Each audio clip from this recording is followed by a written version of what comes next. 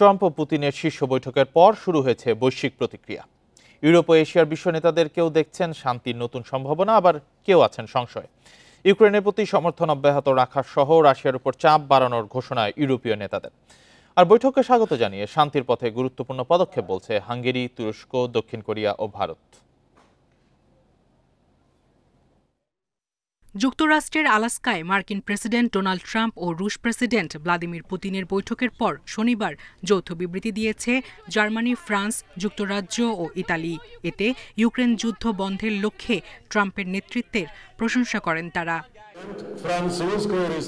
বিবৃতিতে ইউক্রেনের প্রতি সমর্থন অব্যাহত রাখার ঘোষণাও দেওয়া হয়। একই সঙ্গে যুদ্ধ বন্ধ করতে রাশিয়ার উপর নতুন নিষেধাজ্ঞা আরোপের বিষয়টি বিবেচনায় রয়েছে বলে জানানো হয়। ইউক্রেনে স্থায়ী শান্তির প্রক্রিয়া এগিয়ে নিতে যুক্তরাষ্ট্র ও মিত্রদের ইউরোপ সহযোগিতা করবে বলে জানান ফ্রান্সের প্রেসিডেন্ট। এদিকে ইউরোপীয় নেতাদের ভূমিকা নিয়ে প্রশ্ন তুলেন স্লোভাকিয়ার প্রধানমন্ত্রী রবার্ট ফিকো। একটি গুরুত্বপূর্ণ প্রক্রিয়া শুরু করেছেন ট্রাম্প ও পুতিন, যা ইউরোপের জন্য একটি বড় ফাঁদ।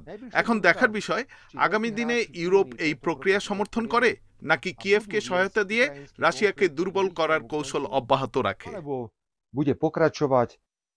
হাঙ্গেরির প্রধানমন্ত্রী ভিক্টর অরবান বলেছেন, এই বৈঠকের মাধ্যমে সম্পর্কের অবনতি কাটিয়ে উঠেছে যুক্তরাষ্ট্র ও রাশিয়া। তার মতে বিশ্ব এখন আগের চেয়ে অনেক বেশি নিরাপদ। শীর্ষ সম্মেলনকে স্বাগত জানিয়ে একে ইউক্রেন যুদ্ধ বন্ধের প্রচেষ্টায় নতুন গতি বলে উল্লেখ করেছেন তুরস্কের প্রেসিডেন্ট। আর যুদ্ধ এড়ানো গুরুত্বপূর্ণ বলেন দক্ষিণ কোরিয়ার পররাষ্ট্রমন্ত্রী।